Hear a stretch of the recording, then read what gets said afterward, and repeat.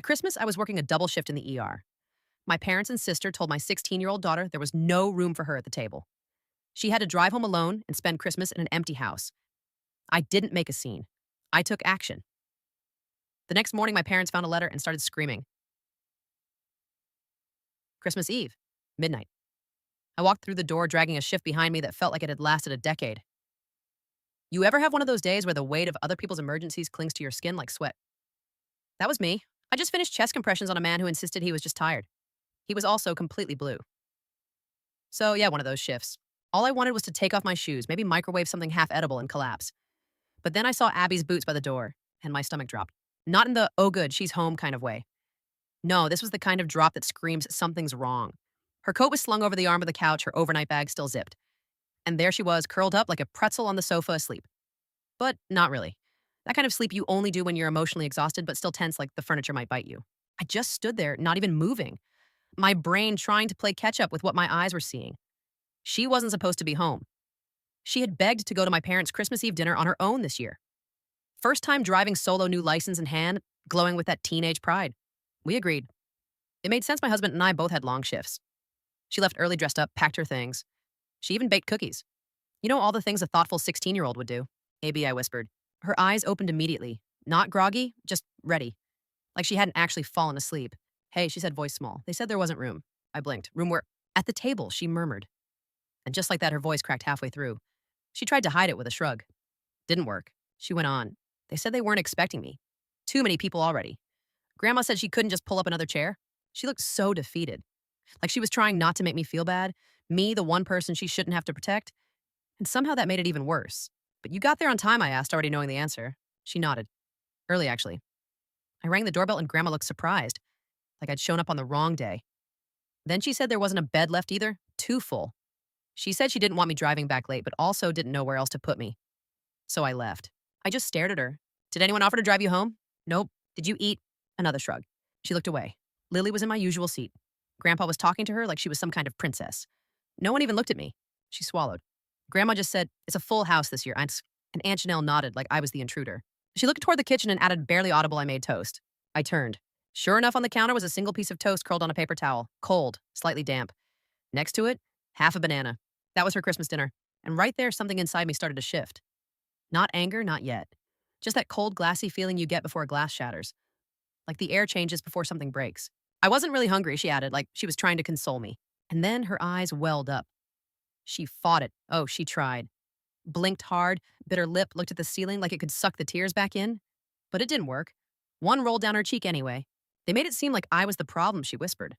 Like showing up was rude. Like I was an extra folding chair nobody wanted to deal with. I sat down next to her, put my arm around her shoulders. She leaned in immediately, no hesitation, like she'd been propping herself up just out of spite until I arrived. After a while, she wiped her nose with her sleeve and said something that hit me harder than anything else. I know they don't like you, she said, but I thought I was just the kid, not part of it. She didn't have to finish the sentence. I got it. I stayed up that night. Couldn't sleep. Just sat at the kitchen table looking at her perfectly packed overnight bag. The sweater she picked because Grandma once said she liked it. The tin of cookies she made herself. I opened the fridge, empty of anything festive. No turkey, no stuffing, no backup plan. Why would there be? We trusted them. That's what broke me. Not the toast. Not the fact that she had to drive home in the dark. Not even that they didn't have food for her. It was that they looked her in the eyes, this sweet, thoughtful, painfully polite girl, and said, there's no room for you. And let's be clear, they didn't mean no physical space. They meant not you. The next morning, my husband walked in just as the sun started rising. He was still shaking off a night shift of his own, dark circles under his eyes, that worn-out glaze you get after 12 hours under fluorescent lights. I told him everything. He stood there frozen. Not angry, not shocked, just still. Then he said, so what do we do now? I didn't answer him, not yet. But in my mind, I already knew. There's a line between turning the other cheek and turning away your 16-year-old granddaughter on Christmas Eve. And they crossed it. Willingly. Repeatedly. So no, I didn't scream. I didn't yell. I didn't send a group text or make a scene on social media. I took action. The next morning, Christmas morning, I left an envelope at their front door. They opened it before I'd even made it to the car. And they started screaming. Let me rewind for a second just so you understand the full picture. I've always been the weird one in the family. I think the first time I got called, that was before I could spell the word. When I was 6, I found a dead bird outside and asked if I could dissect it. Not because I was being creepy, I just wanted to know how it worked. I was curious, obsessed with science. Still am. My mom slammed the kitchen counter and yelled, Jesus, Kate, what's wrong with you? My sister Janelle screamed like I was trying to build a zombie and told everyone I was nuts. I got grounded. That pretty much set the tone for the next 2 decades. In school, I loved anatomy books, asked questions about blood flow over dinner. Wanted a microscope for Christmas. In a house like ours that made me the punchline. The show off. The odd one out. Nobody else went to college. Some didn't even finish high school the first time around. I was the only one studying during commercials, the only one reading textbooks at the kitchen table while everyone else watched reality shows. By the time I was 12, my dad had started making jokes, half joking, half not. Don't know how you're mine, he'd say. Must be the mailman's kid. Then he'd laugh. Once I overheard him arguing with my mom when they thought I was asleep. He asked her if she'd ever cheated on him because, and I quote, Kate doesn't look like anyone else in the family. I never asked about it. Still haven't. Meanwhile, Janelle. Oh, she had her roll down perfect. Loud, likable. Average grades, but a pro at spinning every failure into a funny story. Everyone loved her. She knew how to cry on cue and how to play protector. Kate's just different, she'd say, with this saintly air, like she was doing me a favor by explaining me to people. She used to call me Dr. Freak when I actually became a doctor. She changed it to Dr. Moneybags. Progress, I guess. When I got a full ride scholarship, the house was quiet. No congratulations. No hug. Just my mom asking, who do you think will marry you now? Guys don't like girls who act smarter than them. I told her maybe I'd marry myself. She didn't laugh. They never gave me a cent. I waited tables through med school, picked up the holiday shifts no one else wanted, came home with aching feet and the kind of burnout that lives in your bones. Meanwhile, the family thought I was off living some glamorous dream life. None of them visited, not once. Years later, after my second residency, I finally landed a job that didn't make me feel like I was drowning. That's when I met my husband. Overnight shift, exhausted, hungry, covered in other people's bodily fluids. Romantic, right? Eventually, we got our little place, something we could actually afford, and that's when the calls started. Can you help with the electric bill? Can you co-sign this lease? Can you talk to your doctor friend about Uncle Pete's lump? And you know what? I helped. Every time, I never said no. When my parents were hitting retirement with zero savings, I stepped in again. They'd never owned a home. Always rented. Always blamed bad luck, bad landlords, bad credit. So I bought them a modest 2-bedroom house in my name. I covered the mortgage, paid the utilities, took care of their medical expenses because my mom's Medicare didn't cover her blood pressure meds. I called it a gift, a permanent gift. No rent, no strings, just help. And still, they treated me like a visitor in my own family. Then came the final straw. A few weeks before Christmas, Janelle called. Her daughter Lily, the golden niece, had been accepted into this fancy STEM summer camp. She's got your brain, Janelle said, like that was supposed to flatter me. This could change your life. Then came the ask. Tuition's $1,200, but you of all people should understand. That's where I cut her off. I said no. I said it kindly but firmly. I told her I was already covering our parents' expenses and maybe she could apply for a scholarship or look into payment plans. Her tone changed instantly. Wow, must be nice to have everything and still be so stingy. Then you're just jealous because Lily's going places, which would have been hilarious if it hadn't hit so close to something my mom muttered a week earlier. She thought I was out of earshot. Said I was holding Lily back the same way I always held Janelle back by being the smart one. Apparently just existing was enough to make me the villain. I didn't argue, didn't explain, didn't justify. I just said no and meant it. 3 weeks later, they turned my daughter away on Christmas Eve. The one day she wanted to feel like part of something. She got no room, no table, no bed, no food. And I knew.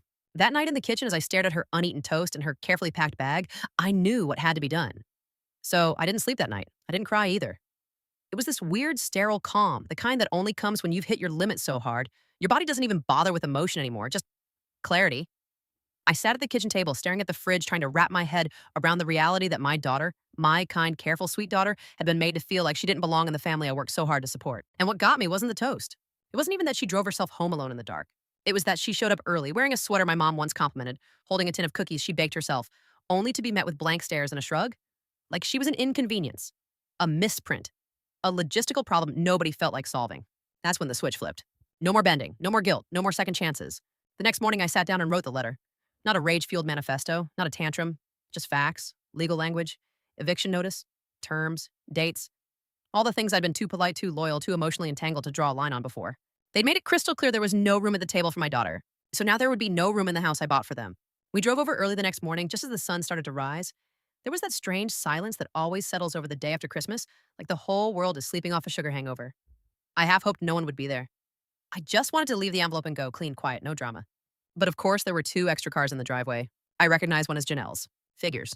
I clutched the envelope tighter. My husband walked beside me, silent hand, resting gently on my knee as I drove there like a grounding wire. Not comforting exactly, just solid. And honestly, that was enough. I rang the bell. No answer. Rang again. Knocked. Nothing. Let's just leave it, he said softly. I nodded. We walked back to the car and I tucked the envelope into the door frame where it wouldn't blow away. I was halfway into the driver's seat when I heard the creak of the screen door behind me. A footstep. I turned. My mom stepped out wrapped in that fuzzy holiday robe she always bragged about getting 90% off. She looked down, picked up the envelope, and started reading. Her face changed. Blank, then pale, then red. She screamed. Frank. Her voice cracked like a power line snapping. Frank, get out here. She's throwing us out. I didn't move. My dad appeared rubbing his eyes still in yesterday's clothes. Janelle followed Christmas pajamas on mug in hand like she thought we'd come bearing leftovers. What the hell, my dad barked. My mom jabbed her finger toward me like I'd left a flaming bag of garbage on the porch. You ungrateful little. We got in the car before she finished the sentence. I'd heard every greatest hit before. Didn't need a remix. By the time we pulled into our driveway, my phone was already buzzing. Ignored the first call. Then the second. By the sixth, I gave in and picked up. No hello. No what happened. No concern for Abby. Just screaming. How dare you, my mother shrieked. My dad's voice roared in the background. If you do this, you're no daughter of ours. They never asked what happened. Never asked how Abby was. Not once. I hung up. The calls kept coming. Texts from Janelle started rolling in. One even said, this is going to ruin your reputation. Think of your career. Oh, honey. My patients don't care where my parents live. By that evening, my phone looked like it had survived a breakup. 32 missed calls, 14 texts, 3 voicemails. Even a cousin chimed in. Not my place, but this feels extreme. You only get one mom. Sure. You also only get one daughter. And mine was treated like a party crasher at her own family's table. The next morning, a knock at the door. I checked the peephole. Of course, my mother, still in that robe. Still holding the eviction letter, now crumpled damp like she'd been squeezing it in her fist for hours. I opened the door. Didn't invite her in. She didn't wait. You're really doing this, she snapped, voice low and bitter. After everything we've done for you. I let the silence stretch before answering. You mean the house I bought? The bills I paid? The health coverage I arranged for your medication because Medicare wouldn't cover it? She flinched, just for a second. Then straightened, sharp-eyed, defensive. We raised you, she spat. We gave you everything. You didn't even let my daughter eat dinner, I said calm and low. She blinked, wavered, then rallied again. Don't be dramatic, she scoffed. We didn't have enough chairs. There were 28 people there, I said, including a neighbor. Her lips went tight. I didn't send that letter to be cruel, I added. But if you think you can treat Abby like she's disposable, oh, for God's sake, she snapped. Stop acting like we're monsters. You're the one tearing the family apart over a misunderstanding.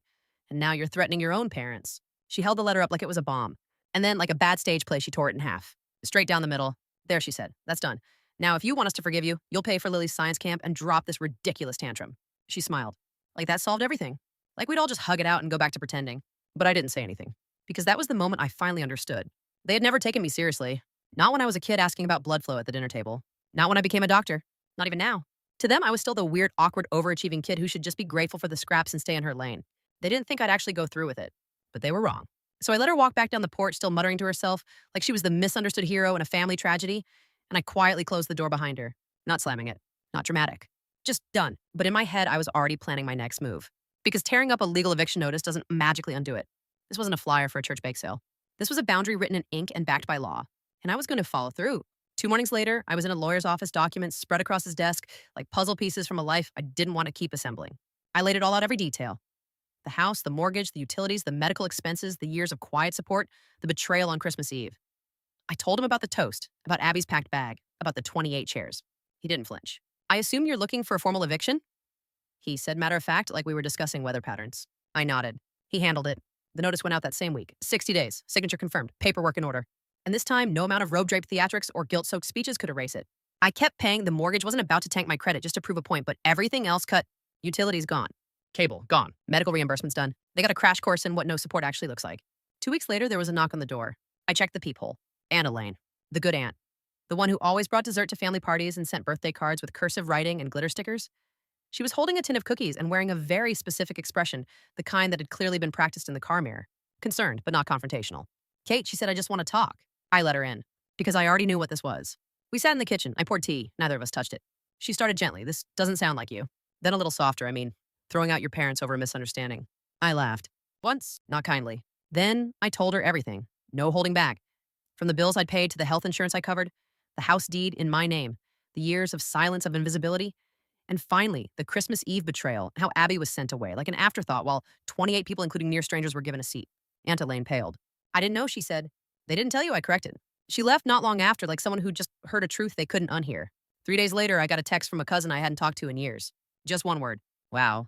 A week before the deadline, my lawyer called. They haven't moved, he said. Then we proceed, I replied. That same day, I listed the house. Not for some inflated, revenge-driven price, just fair market value. I wasn't trying to squeeze blood from a stone. I just wanted closure. The area was good. Families liked the school district. It didn't take long for a buyer to make an offer. They wanted vacant possession. Of course they did. Make sure you note that in the contract, my agent said. Already done, I replied. I didn't go the day they were removed. The new owners handled it through legal channels. I heard it wasn't pretty. And what came next? Well, it wasn't karma. It was just consequences. They landed with Janelle. Of course they did. She's always loved playing the better daughter. The one with the big heart, the martyr halo tilted just right. She gave updates to cousins like it was a press tour. She's abandoning them, she told one. All over one little holiday mishap, she told another.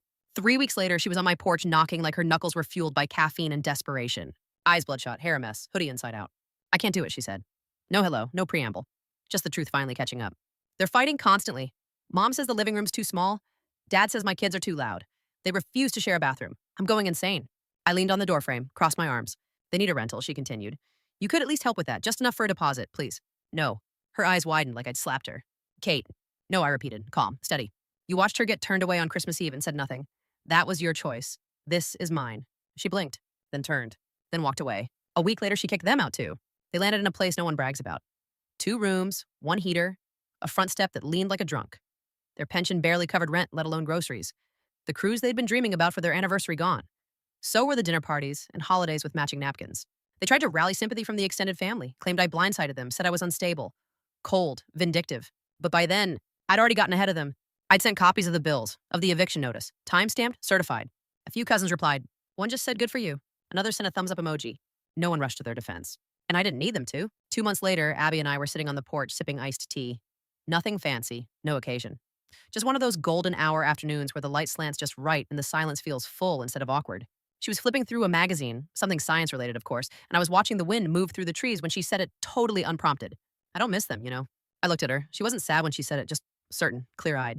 And neither was I. We didn't say anything else for a while. Just let the breeze finish the conversation for us. That porch in that moment felt more like family than any dining room we'd ever sat in. Then my phone buzzed. Unknown number. I opened it out of habit. The message was short, no punctuation. Hope you're proud of what you've done. I stared at it for half a second before hitting delete. No pause, no breath, just gone. They'll probably text again, Abby said casually, still flipping pages. They always do, I said. But they're not our problem anymore. And they weren't. They'd said there was no room for her at the table, so now there was no room for cruelty, control, or guilt in our lives. Fast forward 2 years. They're still in that crumbling rental, same leaning front steps, same complaints. Still blaming everyone but themselves. Still waiting for someone to rescue them. Only now no one's picking up the phone. Abby, she's thriving, studying what she loves, surrounded by people who see her, and the money from the house sale. It didn't just cover tuition. It bought her peace. It bought us both a clean break. I don't answer their calls. I don't send money. I don't lose sleep. I chose her, finally, and I'd do it again, every time. But here's what I want to ask you, because maybe I'm too deep in it to be objective. Did I go too far or just far enough? Let me know in the comments. And if you want more stories like this, real ones, messy ones, the kind that make you think and feel and sometimes quietly fist pump in solidarity, don't forget to subscribe, like the video, and tap that little bell. Because here we don't forget who we're fighting for. We protect what matters, even if it means letting go of everything else. You think after all of that, after the eviction, the silence, the months of no contact, it would finally settle. That peace would take root, that the story would end. But people like my family, they don't let go of a narrative unless they get to be the victims in it. So they rewrote it. By year 3, the version floating around the extended family had become theatrical. Apparently, I ambushed them. Turned cold after becoming a doctor. Forgot where I came from. Let the money change me. The truth, I never changed. They just never accepted who I was to begin with. I heard from an old coworker that my mom ran into her at a grocery store and went on a whole monologue in the cereal aisle. How I threw them into the street, how Abby was brainwashed, how they'd sacrificed everything for me, and I'd betrayed them for a teenage tantrum. And the kicker, she only became a doctor because of how we raised her. Sure, must have been all those times they laughed at my books and told me no man would ever love a woman with ambition. Real motivational stuff. But I didn't reply. I didn't defend myself. Not to my cousins, not to the coworkers who'd heard the gossip, not even to the few family members who messaged me with concern. Because the people who matter already know, and the people who don't, they wouldn't believe me even if I sent them a spreadsheet. One day, Abby came home from class and said someone at school had mentioned Lily. Apparently, she was on a break from college. Said she needed time to figure things out. Nothing wrong with that, but the way it was said, it had that edge of judgment, of whisper. Abby just raised an eyebrow and said, I hope she's okay. No bitterness, no gloating, just that. And I realized she'd grown into the kind of person they could never break, because I chose her. Over tradition, over appearances, over people who only show up when it benefits them. That same night, I found a box tucked in the back of the hall closet. It was Abby's cookie tin from that Christmas Eve, the one she'd brought to share with her cousins. Still full, untouched. I almost tossed it. But instead, I sat down at the kitchen table and opened it. Inside were perfectly shaped gingerbread men. A little soft now, but still intact. Each one hand-decorated with shaky icing letters, ALCM, probably the initials of the cousins she made them for. She had gone there ready to give, to be part of something, and they'd shut the door. So I closed the tin, wrapped it in tissue, and placed it gently into a box marked things that remind me who she is. Because that's what this has always been about. Not revenge, not bitterness. Protecting who she is. Sometimes people ask me quietly, carefully, if I regret cutting them off. They say things like, I could never do that to my family, or, but they're your parents. As if biology is a blanket excuse for betrayal. As if I'm the one who forgot the meaning of family. So I answer simply, they forgot her. Not once, not accidentally, but intentionally. They saw her show up with cookies and a smile and made a choice. And I made mine. The truth is I mourned the idea of family I thought I had a long time ago. Now I don't miss the drama, the guilt, the manipulative phone calls dressed up as concern, the endless tug of war between you're so lucky to have us and you owe us for everything. Instead, I cherish our quiet mornings, our inside jokes, the way Abby dances in the kitchen when she thinks I'm not looking, the handwritten notes she leaves in my lunchbox when I'm on call. She's becoming the kind of woman I always hoped I'd raise: compassionate, grounded, fiercely kind. And no, it's not because of the people we cut out. It's because of the space we made when we did. That space, it filled up quickly. With laughter, with rest, with actual holidays that don't leave bruises on the heart. Last Christmas, we invited some neighbors over. One had recently lost her mom. Another had just moved across the country and didn't know a soul. We made too much food, burned the rolls, forgot to defrost the pie. It was perfect. And when we sat down at the table, Abby looked around at our overstuffed living room and said, "Hey, Mom, there's always room, right?" I nodded. Always. I wish I could say that was the last time they reached out. That after a year, 2 years, they'd finally accepted it. The eviction, the silence, the choice I made. But narcissists don't go quiet. They just change tactics. Sometime around the third summer, I got a letter. Yes, a literal handwritten letter, like it was 1972, and we were part of some touching family drama on Hallmark. The envelope was thick, my name written in a shaky, overfamiliar script that tried to pretend nothing had happened. Inside, 4 pages of nostalgia-laced emotional blackmail. No apology, no mention of Abby. Just line after line of "we raised you, and you used to be so loving, and you must be exhausted from carrying all that resentment. And this gem, you'll regret this one day when we're gone." I stared at those words for a long time. Not because I was hurt, but because I finally understood what they meant when they said family. They didn't mean shared love. They meant leverage, debt, control disguised as connection. I didn't write back. Didn't even mention it to Abby. Instead, I dropped the letter in the shredder. Because my piece, it doesn't need a paper trail. But it did make me think, not about them, but about how long I'd let them operate under the illusion that I was the ungrateful one. I went back and looked at my old spreadsheets. The mortgage payments, the receipts, the co-pays. The winter coat I bought for my dad when he couldn't afford one but still managed to fund weekly poker nights. I tallied it all up, not because I wanted the money back, but because I wanted the clarity. 7 years of quiet giving, tens of thousands in support. And the minute I said no, I became the villain. Funny how that works. A few months after that letter, Janelle tried again. This time it was a family reunion email. A group invite sent to dozens of cousins, uncles, second cousins, in-laws. The kind of mass email that opens with "Hi fam" and ends with "Let's not lose touch." Except it was very carefully worded. Everyone's invited, she said, no matter what's happened in the past. Life's too short for grudges. We're stronger together. And for a second, I'll admit I hovered over the reply button. Because a part of me wanted to call their bluff. Wanted to show up. Not to argue, not to confront, just to stand there steady and unbothered. Proof that I wasn't broken, that they didn't win. But then I thought about Abby. How far she'd come. How much she'd healed. And I remembered that this isn't just about me. It never was. So instead, I replied only to her. Privately. Calmly. Just 3 sentences. "Thanks for the invite. We won't be attending. Hope it goes well." She didn't reply, but she didn't need to. A week later, a cousin texted me a picture of the reunion, Janelle holding a sparkler, beaming, surrounded by folding chairs and paper plates and plastic forks.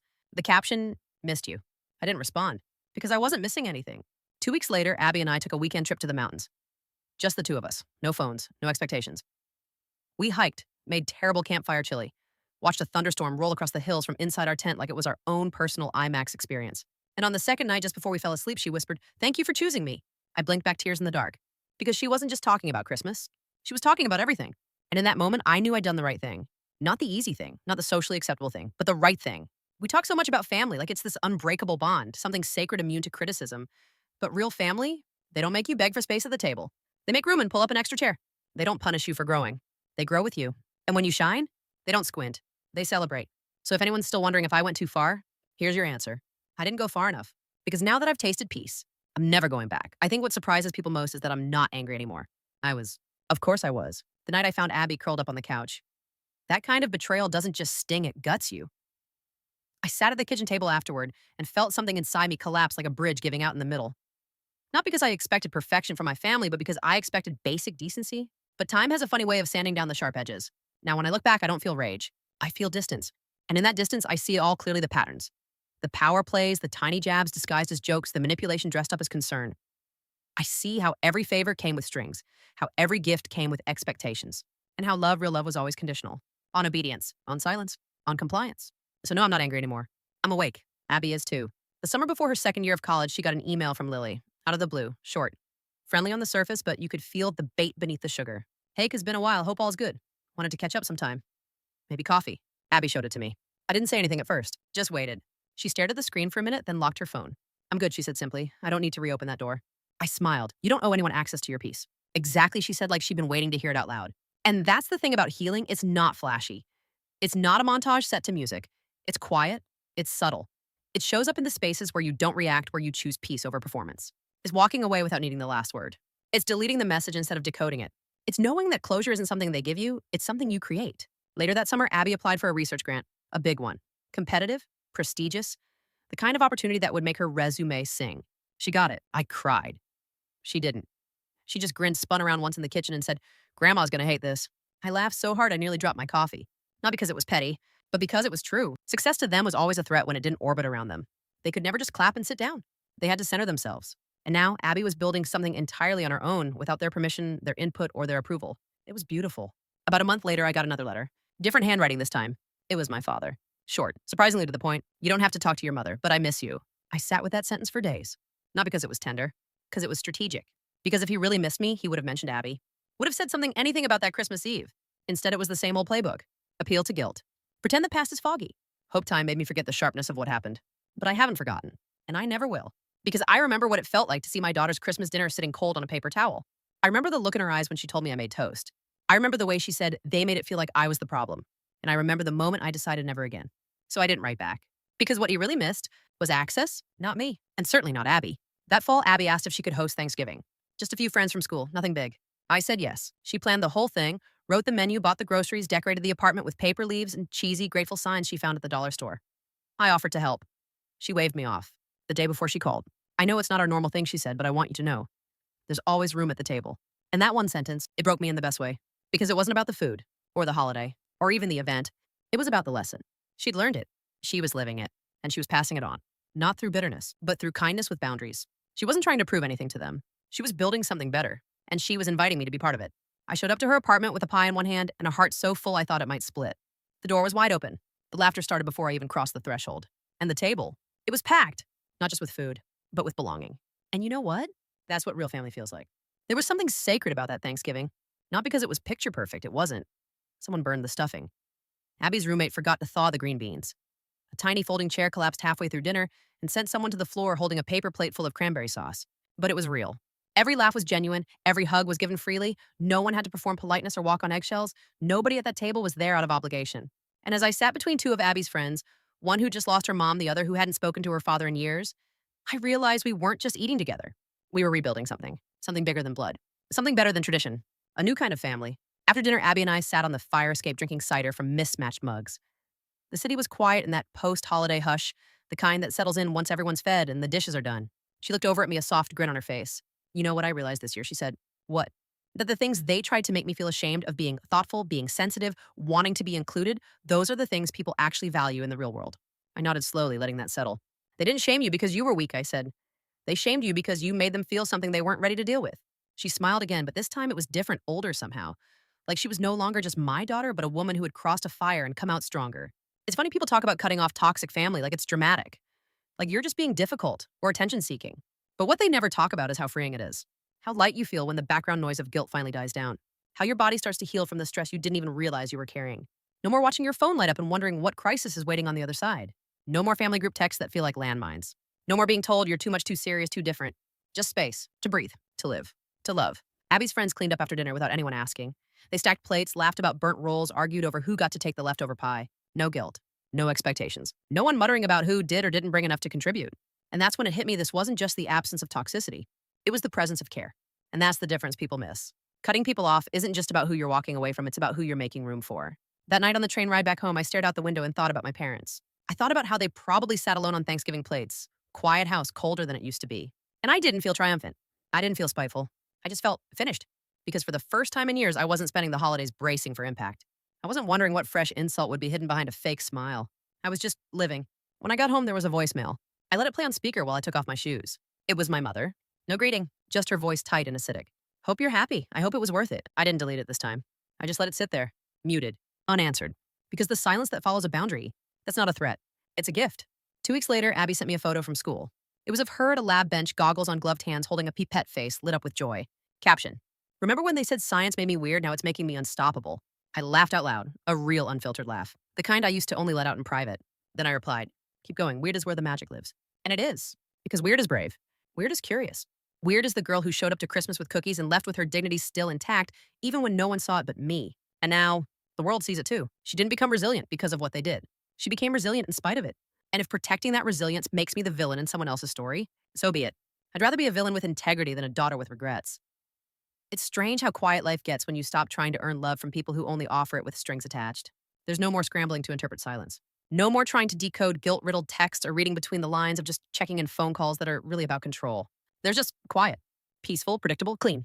And in that space, Abby and I both started to bloom in ways I don't think we could have if we'd still been tangled in the weeds of obligation. She's in her third year now, studying hard, still baking cookies, still leaving scribbled notes in my coat pocket that say things like, "Don't forget you're amazing," and "Today is a good day to start over." And me, I finally applied for the fellowship I kept putting off for years, the one I always told myself I wasn't ready for. Spoiler, I was ready. I just hadn't realized how heavy the anchor around my ankle was until I cut the rope. When you stop being the emotional shock absorber for your entire family, something wild happens, you start to feel things for yourself. Joy, for one. That was a new muscle I had to stretch. Pride, too. Not the fake kind you say out loud at parties. The real kind. The kind you feel in your chest when you see your daughter setting boundaries with grace, loving people who love her, back creating a life without asking for permission. There's a little shelf in my living room now. It holds the eviction notice, not in anger, but as a reminder of the moment I stopped trying to be palatable and started choosing peace. Of the night I chose my daughter and myself. It's not about revenge. It never was. It's about reclaiming your seat at your own table. The truth is, if Abby had shown up to Christmas that night and been included, if someone had pulled up an extra chair and made room, maybe none of this would have happened. Maybe I'd still be covering bills for people who never said thank you. Maybe I'd still be walking on eggshells pretending not to hear the snide comments, the passive jabs, the little digs about how success changed me. But they made a choice, and so did I. I chose to stop rewarding cruelty just because it was wrapped in tradition. I chose to stop bleeding for people who never once offered a band-aid in return. I chose to teach my daughter that love isn't something you earn by shrinking. It's something you recognize when it's real.